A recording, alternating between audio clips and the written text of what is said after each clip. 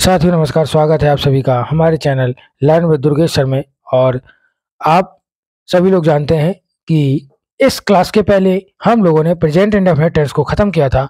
तो present indefinite ख़त्म हो चुका है, तो आज हम शुरू करने वाले हैं प्रेजेंट कंटिन्यूअस टेंस और उसके बारे में डिटेल में समझते हैं और आपको समझाते हैं। चलिए लिखेंगे बेटा,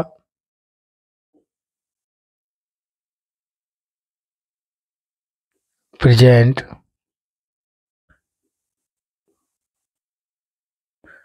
कॉन्टिन्यूअस टेंस। मतलब प्रेजेंट कंटिन्यूअस टेंस बेटा जो है वो क्या है, सीधी सी बात है, ऐसे समझो, ना रहा है ना रही है, इन सब चीजों से कोई मतलब नहीं निकलने वाला, ना इनसे कुछ समझ में आने वाला। सीधी सी ऐसे समझो कि जब भी कोई वाक्य बोला जा रहा है, मतलब जब भी कोई वाक्य बोला जा रहा है कि कोई बात कही जा रही है, उस समय पे जो कार्य हो रहा है वही कंटिन्यूअस है। मतलब जिस समय आप कोई बात बोल रहे हैं, जैसे मोहन पढ़ रहा है, मतलब क्या है, आपके बोलते समय वो कार्य कर रहा है। मतलब आपका जो बोलने का समय है उसी समय कोई व्यक्ति किसी काम को कर रहा है, तो वो क्या है, वही हमारा प्रेजेंट कंटिन्यूअस टेंस है। चलिए लिखेंगे बेटा, वह कार्य जो वाक्य को बोलते समय हो रहा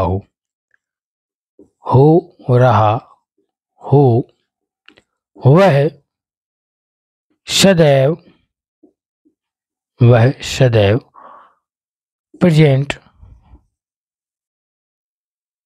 प्रेजेंट कॉन्टिन्यूअस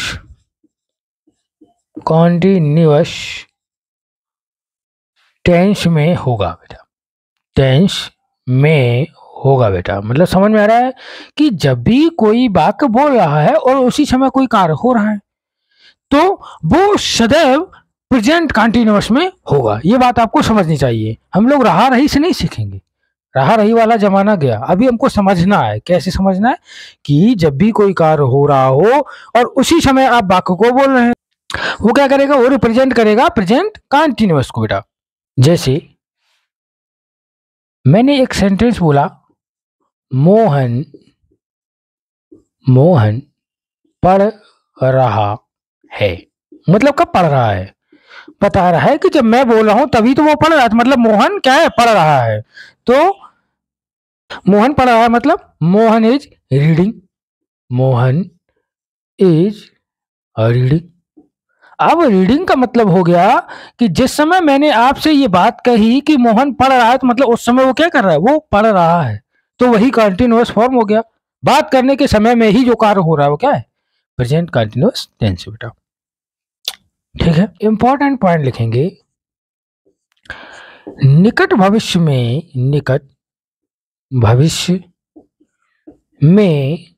होने वाले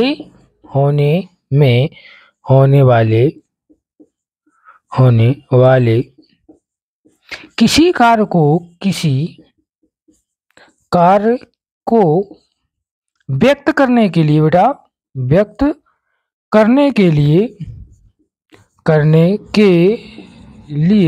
क्या करेंगे बेटा, निकट भविष्य में होने वाले किसी कार्य को व्यक्त करने के लिए हम सदैव प्रेजेंट कंटिन्यूअस का प्रयोग करेंगे। किसका करेंगे बेटा, प्रेजेंट कंटिन्यूअस का प्रयोग करेंगे।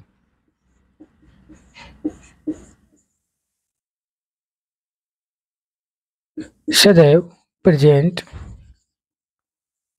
कॉन्टिन्यूअस का प्रयोग करेंगे।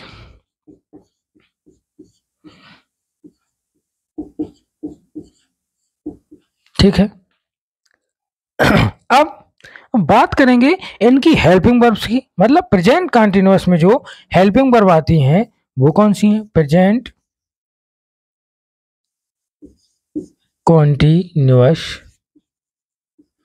क्या बेटा, इनकी क्या है, हेल्पिंग वर्ब। अब हेल्पिंग की वर्ब की बात करो तो बेटा हेल्पिंग वर्ब होगी इज, एम और आर। इसकी हेल्पिंग वर्ब कितनी होती है बेटा, 3 होती हैं। तो बेटा हम लोग बात कर रहे थे हेल्पिंग वर्ब्स के बारे में। अब हेल्पिंग वर्ब में देखेंगे कि कौन सी हेल्पिंग वर्ब का प्रयोग किसके साथ होगा। ठीक है, तो चलिए, जैसे हमने लिखा इज, क्या लिखा बेटा, इज, तो इज का प्रयोग किसके साथ करेंगे। लिखा इज का प्रयोग, इसका प्रयोग, इसका प्रयोग, प्रयोग सदैव, सदैव सिंगुलर सब्जेक्ट के साथ करेंगे। किसके साथ करेंगे बेटा, सिंगुलर और सब्जेक्ट के साथ, सब्जेक्ट के साथ करेंगे, है ना बेटा। चलिए अब आर का प्रयोग देखेंगे बेटा। आर का प्रयोग सदैव प्लूरल सब्जेक्ट के साथ करेंगे। किसका करेंगे बेटा, इसका प्रयोग, इसका प्रयोग सदैव, सदैव, सदैव प्लूरल सब्जेक्ट के साथ करेंगे। किसके साथ करेंगे बेटा, प्लूरल सब्जेक्ट के साथ करेंगे। ठीक है बेटा। अब हमारा लास्ट बचा एम। क्या बचा बेटा, एम बचा। तो चलिए एम का देख लेते हैं।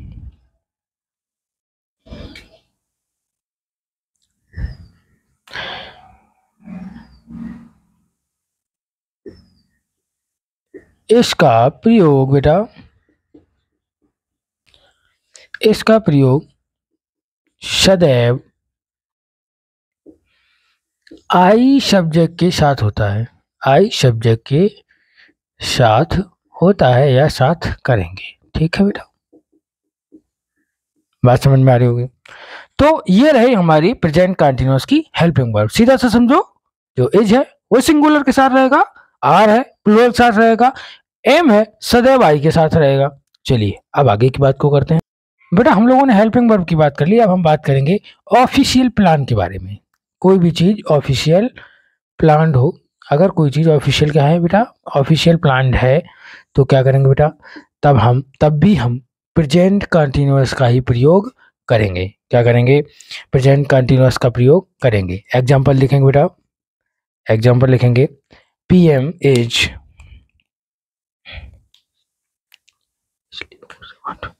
लिखेंगे बेटा the PM is leaving for Japan, leaving for Russia tonight. मतलब क्या है बेटा, आज रात्रि को जो पीएम है वो क्या है, रसिया जा रहे हैं। तो रसिया जाने का मतलब क्या है कि ये कोई ऑफिशियल वर्क है ना, ये अनऑफिशियल तो नहीं। अब ऑफिशियल प्लान हो तब क्या करेंगे, तब भी हम प्रेजेंट कंटीन्यूअस का ही प्रयोग करेंगे। अब लिखेंगे इसके नीचे, अगर बेटा कोई अनऑफिशियल वर्क है, अनऑफिशियल प्लान वर्क है, तो भी हम क्या करेंगे बेटा, अगर कोई बेटा अनऑफिशियल प्लान है तब भी हम प्रेजेंट कंटीन्यूअस का प्रयोग करेंगे। कैसे करेंगे देखते हैं। एग्जाम्पल लिखेंगे, एग्जाम्पल लिखा I am going to Mumbai tomorrow.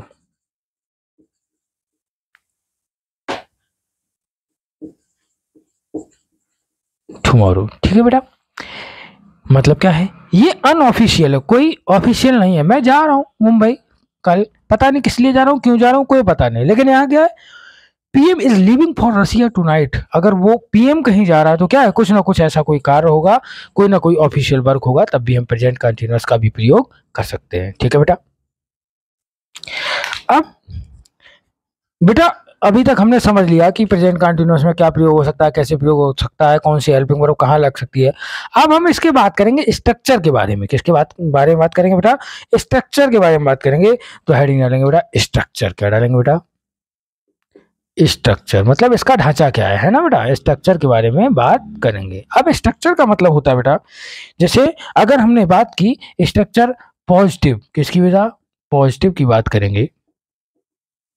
Positive की बात करेंगे तो सबसे पहले देखेंगे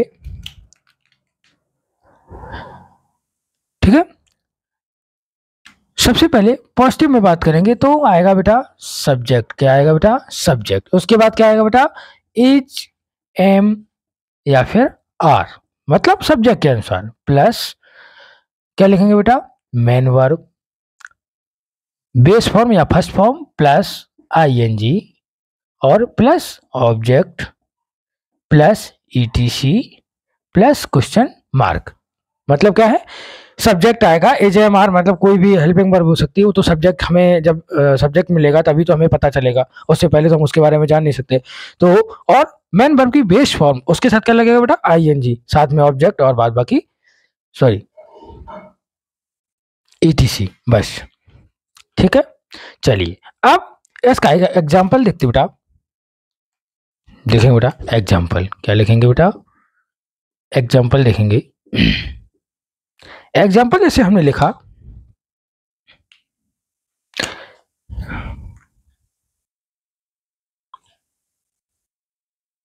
एग्जाम्पल लिखा बेटा, Rahul is reading, Rahul is reading the book. ठीक है बेटा। अब देखो Rahul is reading the book, ये हमारा स्ट्रक्चर के अनुसार कैसे समझेंगे इसको देखते हैं। जो राहुल है बेटा, ये हमारा क्या है? ये हमारा सब्जेक्ट है। और कैसा सब्जेक्ट? सिंगुलर। ठीक है बेटा। अगर सिंगुलर सब्जेक्ट है तो हमने बताया था कि हेल्पिंग वर्ब भी कैसी आएगी? सिंगुलर वाली ही आएगी। ठीक है बेटा। रीडिंग, रीडिंग क्या है? मेन वर्ब की बेस फॉर्म है। क्या बेटा? बेस फॉर्म, बेस फॉर्म है। और प्लस क्या लगा दिया गया? आईएनजी लगा दिया गया। ठीक है बेटा। जो बुक है वो हमारा क्या है? ऑब्जेक्ट है। समझ में आ रहा होगा कि जब सिंगुलर सब्जेक्ट आया तो हेल्पिंग वर्ब भी सिंगुलर, मतलब इज का प्रयोग। अगर रीडिंग आया तो मेन वर्ब की बेस फॉर्म के साथ किसका प्रयोग बेटा? आईएनजी का प्रयोग। उसके बाद द बुक और ऑब्जेक्ट, मतलब ऑब्जेक्ट क्या हो गया? The book. ठीक है, बात समझ में आ रहा है? चलो अब बेटा नेगेटिव के स्ट्रक्चर के बारे में बात करेंगे। जैसे हमने लिखा नेगेटिव, नेगेटिव। ठीक है बेटा। अब नेगेटिव का स्ट्रक्चर जो है नेगेटिव के अगर स्ट्रक्चर के बारे में बात करें तो सर्वप्रथम तो सब्जेक्ट ही आएगा, प्लस इज, एम या फिर आर। ठीक है बेटा। उसके बाद प्लस में not, plus M B, first, first का मतलब बेस फॉर्म, प्लस आईएनजी और प्लस ऑब्जेक्ट और प्लस ईटीसी। मतलब क्या बदला? कुछ नहीं बदला, सेम ढांचा रहा, सिर्फ हमने हेल्पिंग वर्ब के बाद में नॉट का प्रयोग कर दिया। ठीक है बेटा। अब एग्जांपल देखो, जैसे हमने इसका एग्जांपल लिया, एक एग्जांपल लिखा बेटा, you are not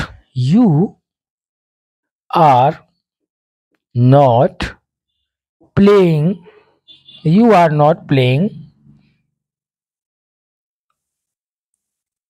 the chess. ठीक है बेटा। आप क्या कर रहे हैं? आप चेस नहीं खेल रहे हैं। तो देखो हमने पहले नंबर पे आपको बताया था कि जो सबसे पहला आएगा वो आएगा क्या बेटा? सब्जेक्ट। वो भी कैसा आया? ये सिंगुलर था, ये कैसा है? ये हमारा प्लूरल सब्जेक्ट है। कैसा है बेटा? सॉरी, क्या है बेटा? प्लूरल, है ना? प्लूरल सब्जेक्ट आ गया। उसके बाद helping verb, helping verb I तो कौन सी? प्लूरल की।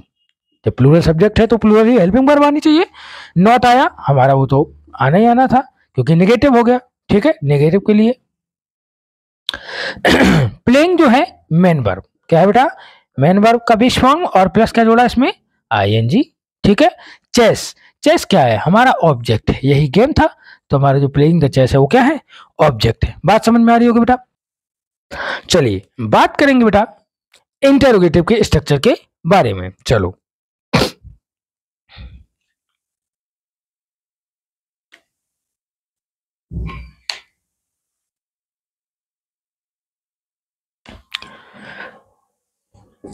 डालेंगे बेटा इंटेरोगेटिव। अब अगर इंटेरोगेटिव के स्ट्रक्चर की बात करें तो इंटेरोगेटिव का स्ट्रक्चर क्या होता है? सबसे पहले बेटा ये तो क्वेश्चन वर्ड आएगा या फिर हेल्पिंग वर्ब आएगी। ध्यान रखें, क्वेश्चन वर्ड आएगा या फिर हेल्पिंग वर्ब। हेल्पिंग वर्ब मतलब इज, एम और आर। ठीक है बेटा। इसके बाद बेटा क्या आएगा, सब्जेक्ट आएगा प्लस मेन वर्ब, सब्जेक्ट आएगा प्लस नॉट, अगर दिया है तो नॉट आ सकता है, प्लस मेन वर्ब का बेस फॉर्म प्लस आईएनजी और प्लस में क्या आएगा बेटा, ऑब्जेक्ट, और प्लस के बाद क्या आएगा, क्वेश्चन मार्क। ये हमारा क्या है, इंटरोगेटिव का स्ट्रक्चर हो गया बेटा। अब इंटरोगेटिव का स्ट्रक्चर जब तैयार हुआ तो इसके एग्जांपल्स भी देख लेते हैं इसी में। एग्जांपल की बात करें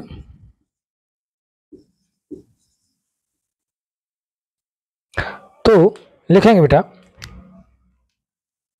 एम आई रीडिंग, क्या लिखेंगे बेटा, am I reading the book या रामायण। ठीक है बेटा, am I reading the Ramayan. देखो जब भी ये बात आई कि am I reading the Ramayan तो सबसे पहले क्या, हेल्पिंग वर्ब, मतलब जब इंटरोगेटिव होगा और क्वेश्चन वर्ड शुरू में ही आ जाएगा, मतलब क्वेश्चन वर्ड से ही किसी भी सेंटेंस की शुरुआत होगी तो हम हेल्पिंग वर्ब से उस टेंस को शुरू करेंगे। लेकिन अगर उस टेंस की शुरुआत क्वेश्चन वर्ड से ना होकर क्वेश्चन वर्ड उस सेंटेंस के बीच में दिया जाए या बोल दिया जाए तो हम उस क्वेश्चन वर्ड को सबसे आगे ले आएंगे। पहले इसको समझते, उसके बाद हम क्वेश्चन वर्ड के बारे में बात करेंगे। चलिए, तो एम क्या है बेटा, एम जो है हमारा ये हेल्पिंग वर्ब है। क्या है बेटा, हेल्पिंग वर्ब। ये क्या है बेटा, ये हमारा है सब्जेक्ट। ये क्या है, एम बी फर्स्ट मतलब बेस फॉर्म और प्लस आईएनजी है बेटा। और ये हमारा क्या है, ऑब्जेक्ट है। क्या है बेटा, ऑब्जेक्ट। ठीक है, बात समझ में आ रहा होगा। अब देखो मतलब क्या था कि क्या मैं पढ़ रहा हूं, तो क्या है बेटा, हेल्पिंग वर्ब का प्रयोग आगे हो गया। अब दूसरा एग्जांपल देखेंगे, लिखा why are they laughing at you. क्या बेटा, why are they laughing at you, वो तुम्हारे ऊपर क्यों हंस रहे हैं, मतलब क्यों कहाँ गया, सेंटेंस के बीच में, वो तुम्हारे ऊपर क्यों हंस रहे हैं, मतलब सेंटेंस जो है उसमें क्वेश्चन वर्ड कहाँ चला गया, बीच में। जब भी बीच में जाएगा तो क्वेश्चन वर्ड उठ के कहाँ आ जाएगा बेटा, आगे आ जाएगा, फ्रंट पे आ जाएगा। तो जब आ जाएगा तो हम इसमें जो वाई है वो हमारा क्या है बेटा, क्वेश्चन वर्ड हो गया। ठीक है, उसके बाद हेल्पिंग वर्ब आ गई बेटा, उसके बाद हमारा क्या आ गया, सब्जेक्ट आ गया। और सब्जेक्ट जब आया तो क्या है, उसके बाद तुरंत बाद मेन वर्ब आ गई और plus M B first plus ING आ गया। और ये क्या है बेटा, यू जो है तुम्हारा ऑब्जेक्ट है। बात समझ में आ रही होगी कि जब भी क्वेश्चन वर्ड बीच में आएगा तो हम क्वेश्चन वर्ड को आगे ले आएंगे, अगर क्वेश्चन वर्ड शुरू में ही आ जाएगा तो हेल्पिंग वर्ब को आगे ले आएंगे। इस तरीके से आपने आज की क्लास को समझा, और अगर कोई डाउट लगता है तो आप कमेंट बॉक्स में पूछ सकते हैं। मिलते हैं आपसे नेक्स्ट क्लास में। लाइक करिए, शेयर करिए, सब्सक्राइब जरूर करिए। तब तक के लिए जय हिंद।